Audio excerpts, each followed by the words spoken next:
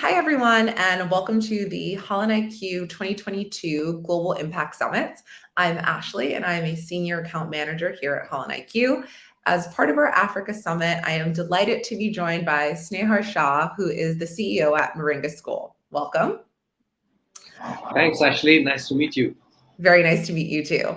So first, I would like to invite Snehar to give us a little background on Moringa School, and then we'll dive into some Q&A to find out more about what you're doing in the space and what's happening in the region for those who are less familiar with it. So I'm just going to pull up your slide deck here, and then over to you. Great, thank you. So I'm Snehar Shah. I'm the CEO of Moringa School. We are a tech bootcamp based in Nairobi in Kenya, but our mission is to upskill the African tech talent, and we're doing that out of Kenya currently for the African continent. So can I move to the news next? Yeah, you can.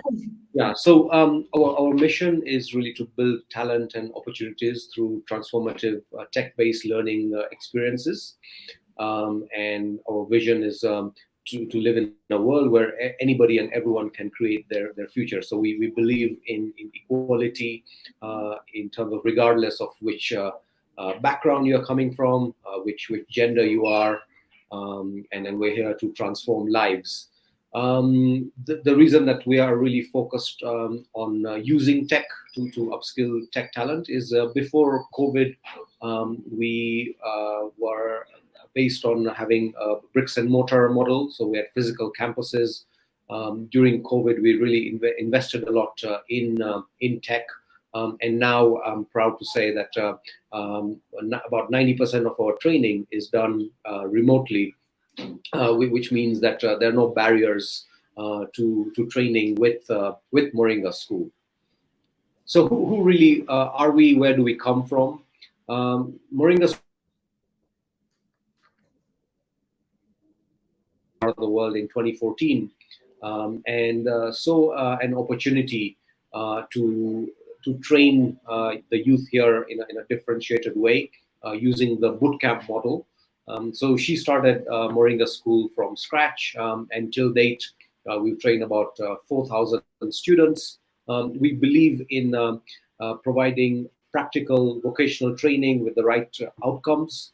And so far, we have a track record of having placed as many as 80% of our graduates who are seeking employment into employment. And we're very market relevant, so we have very good reviews from our student and graduates. We use the Net Promoter Score as well to measure ourselves, where we're tracking very well in terms of the benchmarks. In terms of why we're doing what we're doing, digital transformation is really growing. And Africa is not left out of what is happening in the rest of the Western world. There are studies being done by various authorities out there, including IFC, and who are saying that by 2030 there's as many as 230 million jobs in sub-Saharan Africa that will need digital skills. So Moringa is a key ecosystem player to contribute towards that kind of development.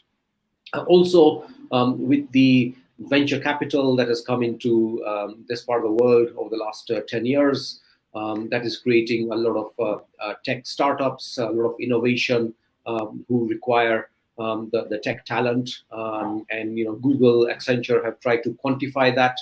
And in a continent of more than 1 billion people, currently there are only 500,000 software developers. If you take Kenya as a market, out of a 50 million population, there are only about 80,000 software developers. So we've just hit the tip of the iceberg. Also, in terms of the global trends happening, where there's actually a shortage of tech talent in US, Europe, countries like India, Southeast Asia are becoming more expensive. So people are now starting to look at sub-Saharan Africa as the next frontier to get tech talent. How do we do what we're doing?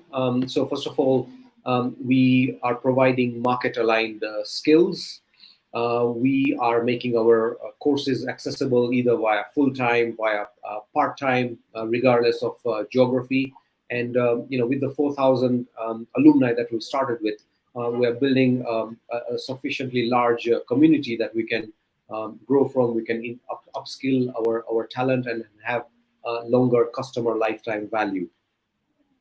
Our product offerings are in software development, so we provide full stack front end and back end training. We also provide training in data science, and out of our 5-week boot camp, at least 3 weeks are spent on upskilling on soft skills, which are very important in the employer marketplace. And we're diversifying our portfolio because we have a very strong partner called Flatiron School, who is a leading bootcamp in the US. So we're able to use all their content to be delivered by our Kenyan tutors to any youth living on the African continent. And we're now diversifying into other boot camps, including product design and other niche courses in cybersecurity, cloud computing, artificial intelligence, machine learning, and so on. We have a strong partnership with MasterCard Foundation, who a couple of years ago gave us just under $10 million, part of which has been used to fund unaffording students. So we're providing scholarships through that, and that has shown a very big transformation. Flatiron School I've already mentioned, and as we expand across the continent, we have partnerships in Ghana with organizations like Impact Hub in Accra, Social Enterprise Ghana, and also some other players in Nigeria that we're expanding with. In terms of our funding, so we're funded by a Dutch venture capital company called DOB Equity. And earlier this year, we got the French DFI Proparco to invest in us amongst other VC funds as well. And finally, with the model that we've proven here in Kenya, we're running some cohorts in Ghana, now entered Nigeria. We're now with our remote and hybrid training model, where we're looking to expand across multiple countries on the continent. So in summary, Moringa is here to discover the right talent, to grow that talent through upskilling them and then transforming their lives by putting them into meaningful income generation activities, including employment, freelancing, or even turning our graduates into entrepreneurs in the tech field. Thank you, Ashley. Thank you so much, Snehar. That was a really great introduction into Moringa School. And I can just say that you guys are doing a lot of meaningful work, and I have a ton of questions, so we'll just hop straight into it. I was wondering if you could speak a little bit more about the type of student who would come to Moringa School. Are we looking at all ages? Is it younger learners, older learners? What does a typical student look like? Yeah, so we are providing vocational training. We're accredited by the Technical Vocational Institute here in Kenya, which is the regulatory body. And I would say half our intake are coming as high school leavers. So they're sort of 18 years plus. With the way the world is transforming, at least in education, and and it's changing very fast, that you absolutely need to have a diploma or a university degree to get a decent tech job or to be successful in life. A university degree costs like something like more than $10,000. It takes 3 to 4 years of your time minimum. Whereas what we're offering as a boot camp, within 5 months you'll have been trained and then hopefully placed into a job. So this is a fast track way to provide alternative education with a meaningful outcome. The other half of our intake are actually university graduates who may have degrees, including in computer science from some of the local universities. But the reality is that today there are at least in this part of the world, that there are many more people searching for employment than jobs available. So we find that the other half of our intake are university graduates who come to Moringa School with a view to get that practical experience either in software development or data science, and then we help them find jobs. So that's sort of the mix of students that we get. Great. That's really helpful. And I think that's something that we touched on a lot. And I know that we talk about a lot at Holland IQ is digital transformation. Obviously, that's huge, and the way that education is changing. And I'm just curious, I think you mentioned it a little bit during the presentation, but what impact have you seen from COVID over the last 2 years on Moringa School? I'm imagining, you guys probably were working a lot online beforehand, but kind of this shift to totally online, like what have you seen and how has that changed maybe the business model or thoughts about where the organization's going? Yeah, so we've seen a huge transformation actually. So, before COVID, as I said earlier, we had this bricks and mortar, campus model. And in fact, just before COVID, we had committed to taking on a big building of, around 7, 8 floors and running sort of, multiple physical classes there. Unfortunately, when COVID struck, it was a costly exit that we had to do to come out of the lease. But the funding that we got from Mastercard Foundation, some part of it we were able to use and actually invest in the right online platform. So we developed our own proprietary learning management system, which is actually currently still being used together with the content being provided by Flatiron School. And it's a fully end-to-end sort of integrated system where the technology is used to onboard the students, used to select the right caliber of students, and then manage their whole learning journey in terms of providing live online lectures. And then our teaching model, it's online, but it's not self-paced. So it's very structured. We are currently employing close to 100, so what we call technical mentors, who are providing the lectures. They're providing coaching to each of our students. We have a help desk where the tech is used to log questions, queries from our students, and we have very strict SLAs to turn back in terms of answering their issues. So yeah, I would say in a space of 18 months, we kind of totally pivoted the business, and we're very much geared for scale to train tens of thousands of young tech talent in Africa. Yeah, that's really helpful insight. And I imagine in terms of moving things digitally, it must make it a little bit easier to scale, right? Yeah, exactly. So currently I have Kenyan and see how small the world is. We have Kenyan tutors using cutting edge content from Flatiron School out of the US and running cohorts in Ghana and Nigeria to train them.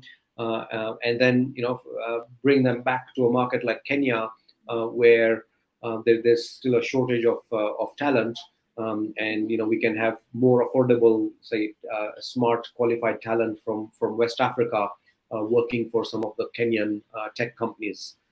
So yeah, that's the kind of transformation that is happening in real time. Yeah, the ease of digital. Exactly. Yeah. So, okay, shifting gears a little bit, I'm just curious, can you speak a little bit more about what you're doing differently from others who are also operating in this space? Yeah. So we're all about innovation and leading the way in terms of really transforming the way tech education is done. So there are a lot of platforms out there who are providing sometimes free or quite cheap self-paced online training. But we've studied in terms of what the success rates are or the outcomes are out of that self-paced training. So some of these big platforms out there, there's a dropout rate of as much as high as 95%. So out of every cohort that starts that training, only like up to 5% are able to complete that. So our model is, it's online, but it's very, structured, quite intense. So and in that 5 months, we are able to now create sort of the junior developers. Um, then also we see ourselves as a training plus organization. So we not only provide the training, but we're really providing the market aligned skills. And since I joined the firm, I've been talking to a lot of employers, and what we find is there's a bit of a mismatch, because employers are typically looking for experienced talent, whereas what we are producing, while they have that market aligned skills, they still lack the work experience. So we're innovating a lot, for example, in bridging that gap by having some internship programs, and we're currently piloting with a couple. One is internship as a managed service, where we take a lot of the burden away from the employers, and we put in project managers from our side who really handhold them in terms of onboarding, and then using and training up the interns. And in that scenario, we were still relying on individual employers. The other area where we are innovating a lot, where we can scale this a lot, is doing internships, but using open source platforms. And there are many open source platforms which are coming out, which rely on making their source code available and the applications available freely to rest of the world. And then they use the developer community to actually contribute to the code, get that code reviewed. And this is what now we're structuring to give that experience to our graduates, that they can build up their portfolios on GitHub.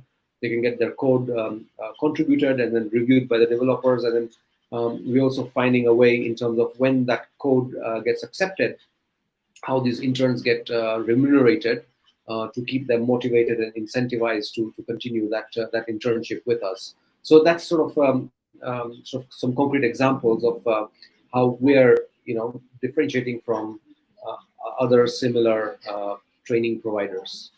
Yeah, for sure. It sounds like you're you're helping the whole holistic journey, and then also helping set learners up for success after they finish the program as well, which is super helpful. Yeah. Okay, so I know this one's kind of a broad question and can be a little vague, but I'm just curious, what do you find most challenging about what Moringa School does? Like, what are the hardest pieces to come together? Yeah, look, when you're innovating, it's not an easy journey. You have to continue, experimenting. The content that we're getting from Flatiron School, it's geared towards students coming out of, say, the U.S. Education system, which is quite different to the sort of the traditional education system that we have here. So how do we make our content that is adapted and more relevant? So that has been a challenge, but we're adapting to that by having like some preparatory courses, which are preparing our students to take that Flatiron courses more smoothly, and then giving more support to our students, so that we can get the best outcomes. And of course, the more support we provide with human capital, that costs a lot. So that's something that eats into our gross margins.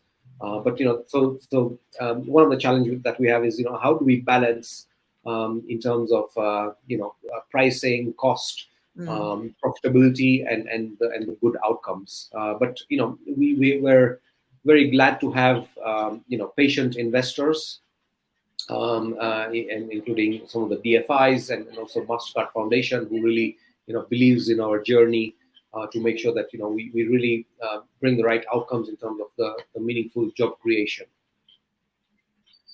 Yeah, that's super interesting.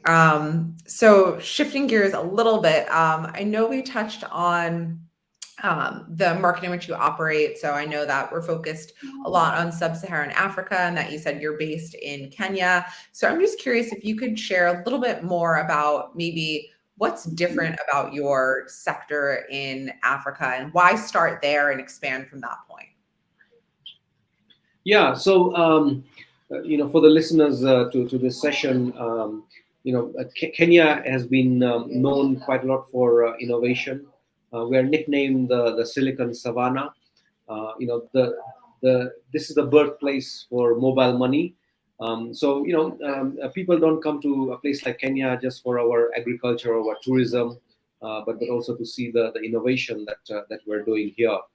And in terms of being there at the right place at the right time, as I mentioned earlier, there's a shortage of tech talent in the US. Previously, people used to go to places like Eastern Europe for talent, but that is getting quite saturated. Of course, the war is not helping. Southeast Asia, India has an abundance of talent, but also there the salary inflation is very high. The big techs like the Microsofts, the Googles, the AWS, they're all coming to this part of the world to set up shop. And with COVID also, with the advent of remote working also becoming a reality. So I have many graduates who come out and they get jobs with US companies working under the sun out of Kenya and then earning in hard currency. So these are sort of the realities that are happening in terms of globalization, at least in the software development field. With that, as I said earlier, there's only 80,000 software developers here, but the demand not only locally but globally is huge. So hence we're kind of doubling down in terms of further expanding our volumes in Kenya, but then also there are other big markets like in West Africa, like Nigeria with a population of more than 200 million. Also, a lot of tech ecosystem developing with the attraction of a lot of funding, creating a lot of unicorns, at least in the fintech space. We're really focusing on the markets where there is demand for tech talent, and we are the company that provides the pipeline to service that tech talent demand. What would you say is the trickiest part about expanding into those other regions? So moving into West Africa, for example. Yeah, so Africa is a very diverse continent. It shouldn't be seen as sort of one country. There different regulations apply in different parts of the continent. Regulation is always a hurdle, and the lead times of getting the accreditation, that can take long and sometimes can be costly. The other thing is, whilst a country like Nigeria has such a huge population, what we found in reality is the affordability in that country is quite different to what we're seeing here in Kenya. Moringa School having had the first mover advantage here, and we built a very good brand there. So penetrating some of these other countries can again take time. But the way we try to solve those challenges is by having really like-minded partnerships. So, for example, in Ghana, we're partnered with Impact Hub Accra, which is like a co-working space. They're really part of the whole tech ecosystem, and through that, we're able to bring the right kind of students and then find them the right kind of job opportunities as well. Great. So I know that we talked quite a bit about, company and customers and market and region. So kind of to tie things up here at the end, I'd like to talk about the future. So I know that you touched a little bit earlier in the slide presentation about where we see Moringa School going, but I was wondering if you could just paint us a little bit more of a detailed picture, maybe 3 years from now, 5, 10, what do we see? Where do we see Moringa School? Yeah, sure. So as I said earlier, we've only hit the tip of the iceberg in terms of the number of talent that's here. In 3 years' time, we expect to have trained tens of thousands of students on the continent. And the other key mission and objective that we have is to increase the customer lifetime with our students and alumni.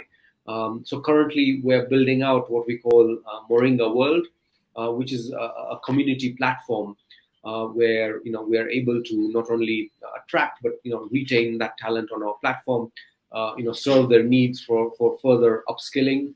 So for example, currently we are also doing a lot of corporate training and B2B work. So the largest telco in the region is called Safaricom, who, by the way, is the inventor of the biggest mobile money platform in the world called M-Pesa.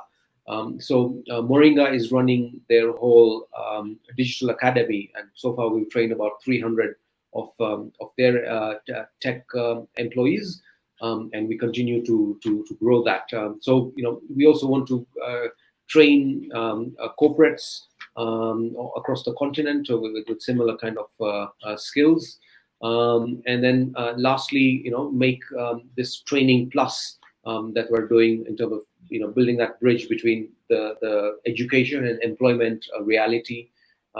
Have very meaningful internship programs that have scaled up, and then earn the satisfaction from having placed our graduates into employment and seen their incomes grow. And as we build out this platform, we can do the matchmaking as well in terms of placing talent and then somehow also monetizing from that. Perfect. Thank you so much for sharing. And I know that we are so excited to see what Moringa School does. It's been really wonderful to talk to you and hear more about how things are developing. So thank you again for taking the time to share more about your work. And as I said, we really look forward to seeing how things develop in the future. Thanks so much. Thanks for allowing us to share our story. Absolutely.